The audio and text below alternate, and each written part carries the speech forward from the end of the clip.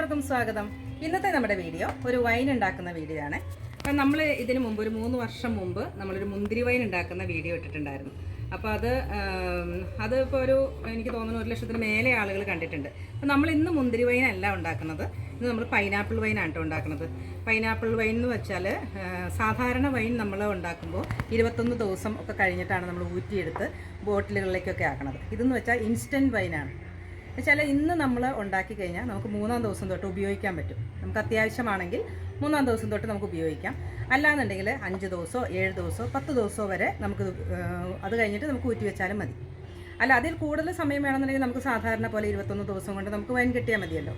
അപ്പോൾ ഇത് നമുക്ക് ഈ ക്രിസ്മസിന് കുറച്ച് ദിവസങ്ങളെ ഒരു 10 ദിവസം കൂടി ഉള്ളൂ ക്രിസ്മസിന്. അപ്പോൾ നമുക്കൊരു 5 അല്ലെങ്കിൽ 7 ദിവസം അല്ലെങ്കിൽ 3 ദിവസം കഴിയുമ്പോൾ ഊറ്റി വെക്കാൻ പാകത്തുള്ള വൈനാണ് കേട്ടോ ഞാൻ ഉണ്ടാക്കുന്നത്. അപ്പോൾ ഞാൻ അതിന് വേണ്ടിയിട്ട് 3 പൈനാപ്പിൾ എടുത്തിട്ടുണ്ട്. അത്യാവശ്യം വലിയ പൈനാപ്പിളാണ്. പിന്നെ നന്നായിട്ട് പഴുത്ത പൈനാപ്പിളും ആയിരിക്കണം നമ്മൾ വൈൻ ഉണ്ടാക്കാനായിട്ട് ഉപയോഗിക്കേണ്ടത്. അല്ലെങ്കിൽ നമുക്ക് പഞ്ചസാരയുടെ അളവ് കൂടുതൽ വേണം. അപ്പോൾ നമുക്കിതൊക്കെ ഒന്ന് ചെത്തി എടുത്തിട്ട് കറക്റ്റായിട്ട് ചെത്തി കഴിഞ്ഞിട്ടുള്ള തൂക്കം നോക്കിയിട്ട് വേണം നമുക്ക് ബാക്കി സാധനങ്ങളൊക്കെ പഞ്ചസാര, വെള്ളം ഒക്കെ ഇതിലേക്ക് ഉപയോഗിക്കാനായിട്ട് തൂക്കം നോക്കിയിട്ട് വേണം. അപ്പോൾ നമുക്ക് ആദ്യം തന്നെ ഇതൊന്ന് കട്ട് ചെയ്ത് ഇതിൻ്റെ തൊലിയൊക്കെ ഒന്ന് ചെത്തി മാറ്റിയെടുക്കാം.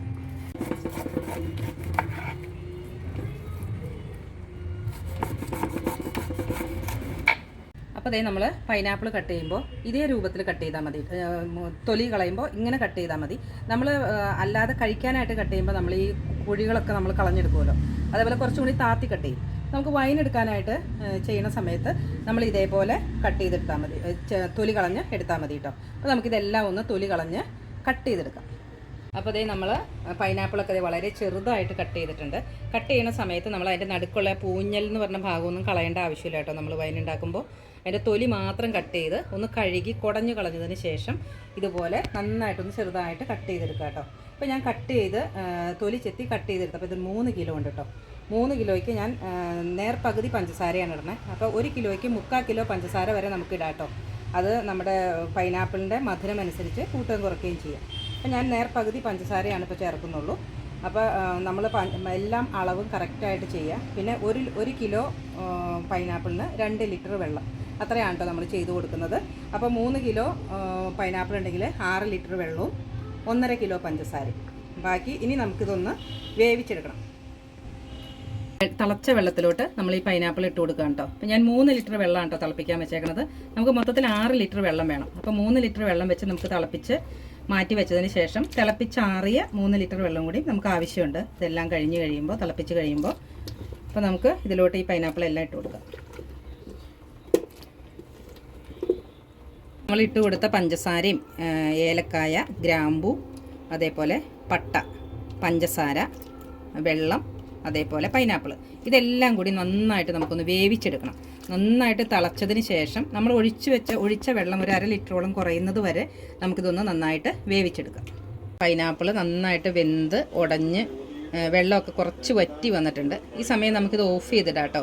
ഓഫ് ചെയ്തിട്ട് ഇതുപോലെ എന്തെങ്കിലും ഹോളുള്ള എന്തെങ്കിലും ഒരു പാത്രം കൊണ്ട്, നമ്മൾ ഈ അരിയൊക്കെ വാരി വെക്കുന്ന അങ്ങനത്തെ പാത്രങ്ങളുണ്ടല്ലോ, ഹോളുള്ള പാത്രം കൊണ്ട് വേണം നമ്മൾ മൂടി വെക്കാനായിട്ട്. അല്ലെങ്കിൽ അതിലോട്ട് ഇതിൻ്റെ ഈ ആവി വന്നിട്ട് ആ വെള്ളം അതിലോട്ട് വീഴും. അപ്പോൾ അത് വീഴാതിരിക്കാൻ വേണ്ടിയിട്ട് എപ്പോഴും നമ്മളൊരു ഹോളുള്ള പാത്രം കൊണ്ട് മൂടി വയ്ക്കുക.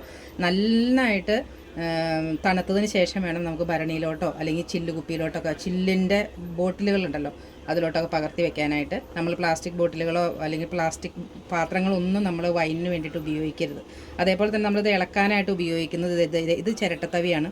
ഇതേപോലെ ചിരട്ടത്തവികളോ അല്ലെങ്കിൽ മരത്തിൻ്റെ തവികളോ ഉപയോഗിക്കാനായിട്ട് ശ്രദ്ധിക്കുക കേട്ടോ. അപ്പോൾ അതുപോലെ മറ്റു കാര്യങ്ങൾക്കൊന്നും ഉപയോഗിക്കാത്ത തവിയും കൂടി ആയിരിക്കണം. നമ്മൾ കറികൾക്കോ അല്ലെങ്കിൽ അങ്ങനെയൊന്നും ഉപയോഗിക്കാത്ത തവിയായിരിക്കണം. പിന്നെ നമ്മൾ ഇട്ട് വയ്ക്കുന്ന ബോട്ടിലുകളിലാണെങ്കിലും അതിലും നമ്മൾ അച്ചാറിടുകയോ അല്ലെങ്കിൽ ഉപ്പിലിടുകയോ ഒന്നും ചെയ്ത പാത്രങ്ങൾ എടുത്തിട്ട് നമ്മൾ ഒരിക്കലും ഈ വൈൻ ഇടാനായിട്ട് ഉപയോഗിക്കരുത് കേട്ടോ. അപ്പോൾ ഇനി നമുക്കിത് ഓഫ് ചെയ്തിട്ട് ഒരു ഹോളുള്ള ഒരു അരിപ്പപാത്രം പോലത്തെ പാത്രം കൊണ്ടൊന്ന് മൂടി വയ്ക്കാം. അതിനുശേഷം പാത്രവും അതേപോലെ തന്നെ നമ്മുടെ ഈ പൈനാപ്പിളൊക്കെ നന്നായിട്ട് തണുത്തതിന് ശേഷം വേണം നമുക്ക് ബാക്കി കാര്യങ്ങൾ ചെയ്ത് കൊടുക്കാനായിട്ട്. വൈൻ ഉണ്ടാക്കാനായിട്ട് നമ്മൾ തിളപ്പിച്ച് വെച്ചിരുന്ന പൈനാപ്പിൾ നന്നായിട്ട് തണുത്ത് വന്നിട്ടുണ്ട്. പാത്രമൊക്കെ നന്നായിട്ട് തണുത്തിട്ട് വേണം നമ്മൾ ഭരണിയിലോട്ട് ഒഴിച്ചു വെക്കാനായിട്ട്. ഭരണി നമ്മൾ രാവിലെ തന്നെ കഴുകി തുടച്ച് വെയിലത്ത് വെച്ച് ഉണക്കിയെടുത്തതാണ് കേട്ടോ. അപ്പോൾ നമ്മൾ ഭരണിയിലാണ് അല്ലെങ്കിൽ ചില്ല് കുപ്പിയിൽ, ചില്ലിൻ്റെ ബോട്ടിലൊക്കെയാണ് നമ്മൾ ചെയ്യണമെന്നുണ്ടെങ്കിൽ എന്താണെന്നുണ്ടെങ്കിലും നമ്മൾ കഴുകി ഉണക്കി വെയിലത്ത് വെച്ച് ഉണക്കിയെടുക്കണം കേട്ടോ. അല്ലെങ്കിൽ നമ്മുടെ വൈൻ ചീത്തയായിപ്പോവും. അപ്പോൾ ഇത് നന്നായിട്ട് കഴുകി ഉണക്കിയെടുത്തതാണ്.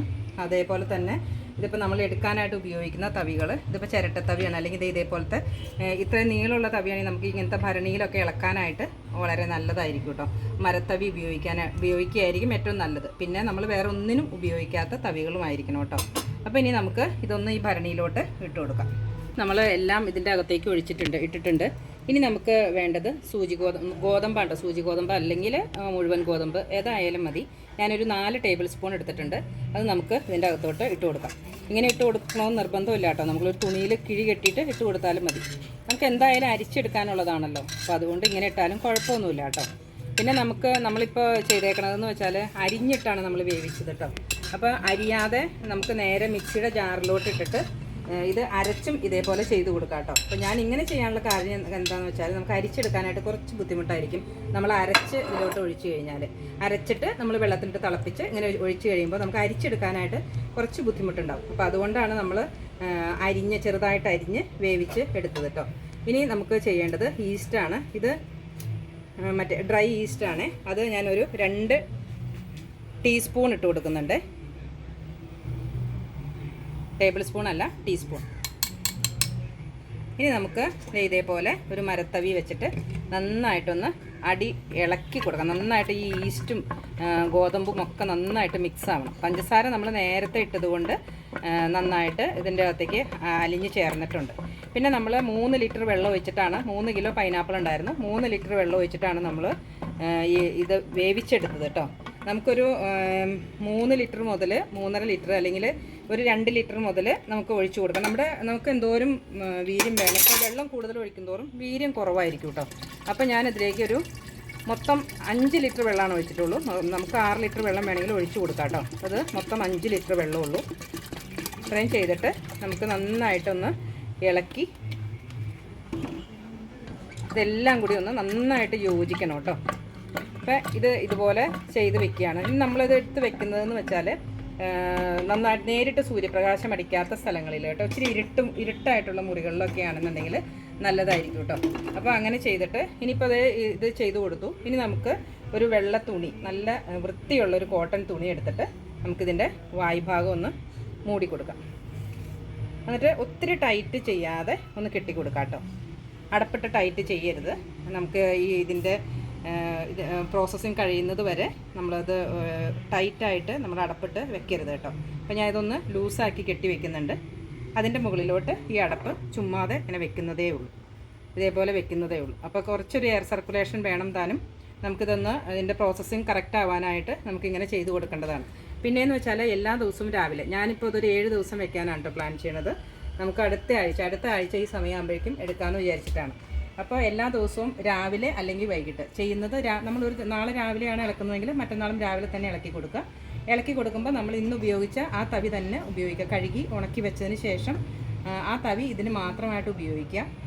എല്ലാ ദിവസവും രാവിലെ നമ്മളിതൊന്ന് ഇളക്കി കൊടുക്കുക കേട്ടോ. പിന്നെ ഇതിൻ്റെ നമ്മൾ വെക്കുന്ന സ്ഥലത്ത് ഉറുമ്പിൻ്റെ ശല്യമൊക്കെ ഉണ്ടെന്നുണ്ടെങ്കിൽ ചുറ്റിലും കുറച്ച് മഞ്ഞൾപ്പൊടി ഇട്ട് കൊടുക്കുക. അല്ലെങ്കിൽ അടിയിലെ ഒരു പാത്രത്തിൽ വെള്ളം വെച്ചിട്ട് ഇത് ഇറക്കി വെക്കാനായിട്ട് ശ്രദ്ധിക്കുക കേട്ടോ. അപ്പോൾ ഇതുവരെയും നമ്മൾ വൈനൊന്നും ഉണ്ടാക്കാൻ തുടങ്ങിയിട്ടില്ല എന്നുണ്ടെങ്കിൽ നമുക്കിനിയിപ്പോൾ ഇങ്ങനെ വൈൻ ഉണ്ടാക്കാനുള്ള സമയമുള്ളൂ. ന്യൂ ഇയറും ക്രിസ്മസൊക്കെ ഇങ്ങ് അടുത്തു. അപ്പോൾ ഇൻസ്റ്റൻ്റായിട്ട് നമുക്കിതേപോലെ 3 ദിവസം മുതൽ നമുക്ക് ഉപയോഗിച്ച് തുടങ്ങുകയും ചെയ്യും. അപ്പോൾ എല്ലാവരും ഒന്ന് ട്രൈ ചെയ്ത് നോക്കുക. ഇന്നത്തെ വീഡിയോ നിങ്ങൾക്ക് ഇഷ്ടപ്പെട്ടാൽ ലൈക്ക് ചെയ്യുക, ഷെയർ ചെയ്യുക, അതേപോലെ തന്നെ സബ്സ്ക്രൈബ് ചെയ്യുക. താങ്ക്